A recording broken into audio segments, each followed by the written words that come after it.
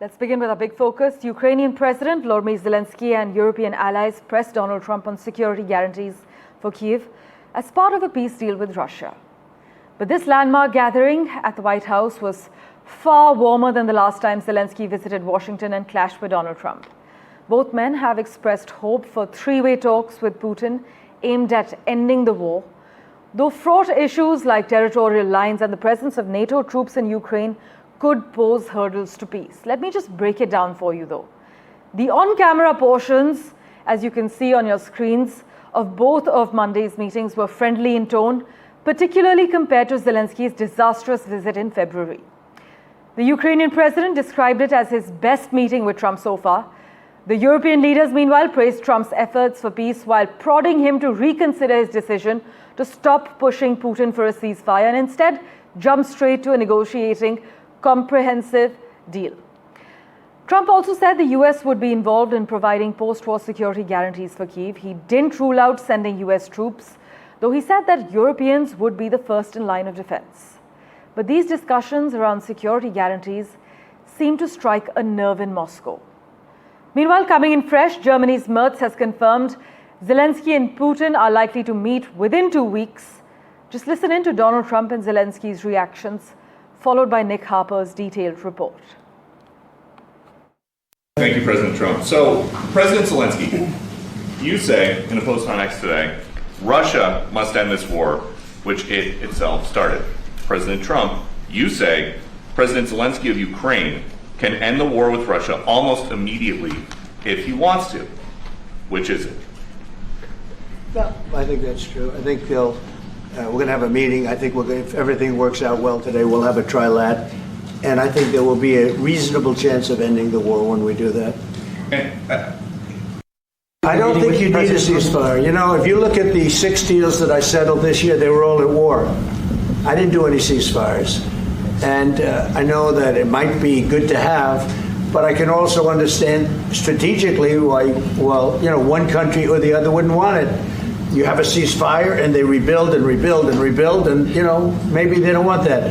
But if you look at the 6 deals that we made peace and you know, long-term, long-running wars, I didn't do any ceasefires. Would I like the concept, you know, I like the concept of a ceasefire for one reason, because you'd stop killing people immediately, as opposed to in 2 weeks or 1 week or whatever it takes. But we can work a deal where we're working on a peace deal while they're fighting. They have to fight. I wish they could stop. I'd like them to stop. But strategically, that could be a disadvantage for one side or the other. But all of these deals I made without even the mention of the words ceasefire. President Zelenskyy, are you prepared to keep sending Ukrainian troops to their deaths for another couple years, or are you going to agree to redraw the maps?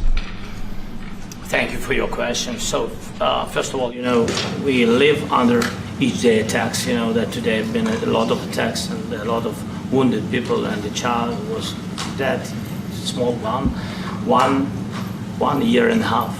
So we need to stop this war, to stop Russia, and we need support, American and European partners. And we will do our best for this. So, and I think we show that we are strong people, and we supported the idea of the United States, of personally of President Trump, to stop this war, to make a diplomatic way of finishing this war. And we are ready for trilateral, as President said. This is a good signal about trilateral. I think this is very good. Thank you. Well, there was lots of talking at Monday's White House meetings, but it's unclear exactly how much was decided upon. Perhaps the greatest success was not seeing a repeat of what we saw in February, that Oval Office bust-up between the US president and the Ukrainian leader, when the Ukrainian delegation was told to leave the White House early. On Monday, though, Donald Trump saw a whole range of European leaders standing ready to show their support for Ukraine, and Volodymyr Zelenskyy, having that backing, was able to push forward on a key number of ideas, in particular security guarantees that Zelenskyy says are crucial for Ukraine's future. Now, Russia has ruled out the possibility of Ukraine joining NATO, But Ukraine might get security guarantees similar to those that NATO members enjoy. That Article 5, whereby other NATO members stand ready to defend a NATO member if it is attacked. Ukraine might get something like that. There's also the possibility of potentially a peacekeeping force in Ukraine, including US troops. But remember, Russia has also ruled that out so far. Donald Trump spoke on the phone for about 40 minutes with the Russian leader during the course of Monday's meetings, trying to push the idea of a two-way meeting between President Putin and President Zelenskyy. The Kremlin, though, doesn't seem fully on board with the idea. Donald Trump is hoping that it could take place in the coming weeks at an unspecified location. He says that he would then join for a three-way meeting afterwards with those two leaders. Some of the more sensitive issues, including how to divide up territory, those are decisions that will take place another day. We're told that territory was discussed in granular detail. There was even a map that the leaders were poring over. But it's unclear what Russia might keep or might give up as part of any concessions in the overall peace agreement. And then this idea of a ceasefire, something that Zelenskyy says needs to happen, and many Europeans agree with him on this matter, before there could be a peace agreement. Donald Trump just says there needs to be a peace agreement rather than an interim truce. That seems to be another sensitive issue that will need to be decided another day. There were plenty of very positive remarks after this meeting, all of the leaders saying that it was a success, that they made progress.